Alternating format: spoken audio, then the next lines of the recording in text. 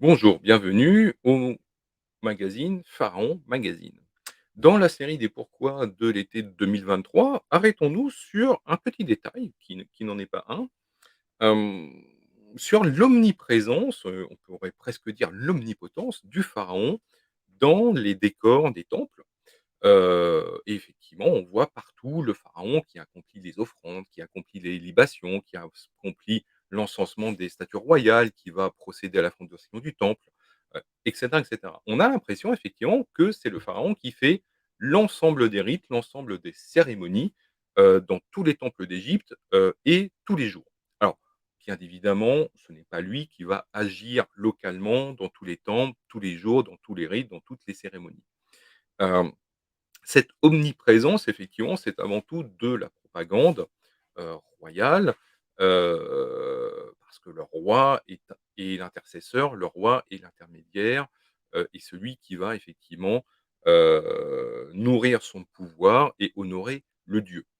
Alors, qui, en réalité, pratique ces rituels, ces cérémonies et même ces fêtes au quotidien, durant toute l'année? Alors, si ce n'est pas le roi, effectivement, parce que le roi, il est dans son palais ou il est en guerre, heu, bah, en fait, ce sont les officiants, ce sont les prêtres, les prêtresses, le clergé, de chaque temple, alors plus ou moins important selon l'importance du temple, évidemment, qui se chargent de faire toutes ces cérémonies jour après jour. Et le clergé des temples égyptiens est très réglementé, il est très hiérarchisé. Vous avez, alors ce qu'on appelle, nous, les grands prêtres, mais en fait, il s'agit plutôt des prophètes. Alors c'est un terme un petit peu vague.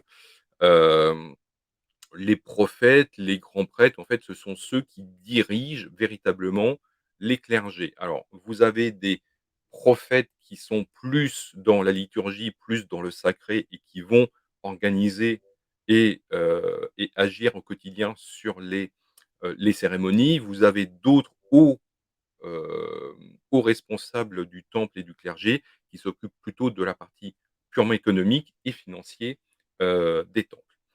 Au-delà de ces, grands prêtres, de ces prophètes, vous avez toute une myriade de prêtres et d'officiants, avec différents grades, qui vont officier chaque jour, alors soit au rituel, soit, au rite journalier, donc qui vont être au plus proche du naos et de la statue divine, ouvrir le naos, laver le dieu, nourrir le dieu, l'habiller, et cetera, et vous avez toute une myriade d'officiants, de prêtres, on va dire, de niveau inférieur, qui nettoient les temples, qui vont s'occuper des offrandes, de la préparation des offrandes, et au-delà de ce clergé, vraiment de ce personnel, sacré, bah, vous avez tout un ensemble de fonctionnaires, de serviteurs et de personnes qui sont rattachées au temple, pour pouvoir l'approvisionner, l'entretenir, heu,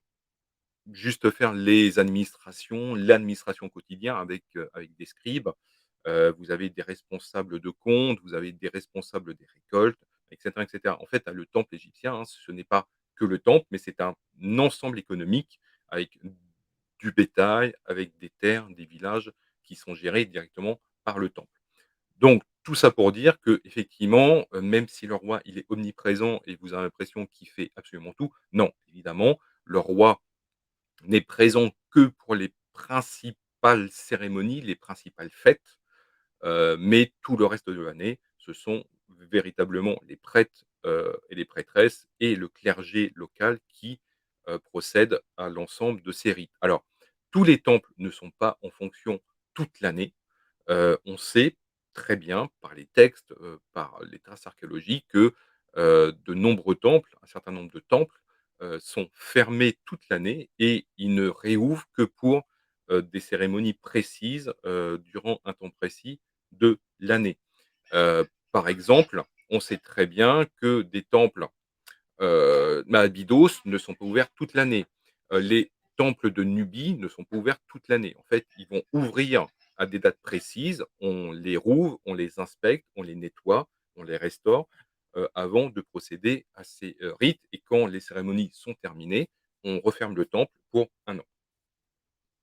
Alors pour continuer sur la découverte de l'Égypte ancienne et pour en apprendre plus, hein, évidemment, vous avez le magazine, Pharaon Magazine, le numéro d'été, le numéro 54 est, disponible en kiosque. Merci et à bientôt.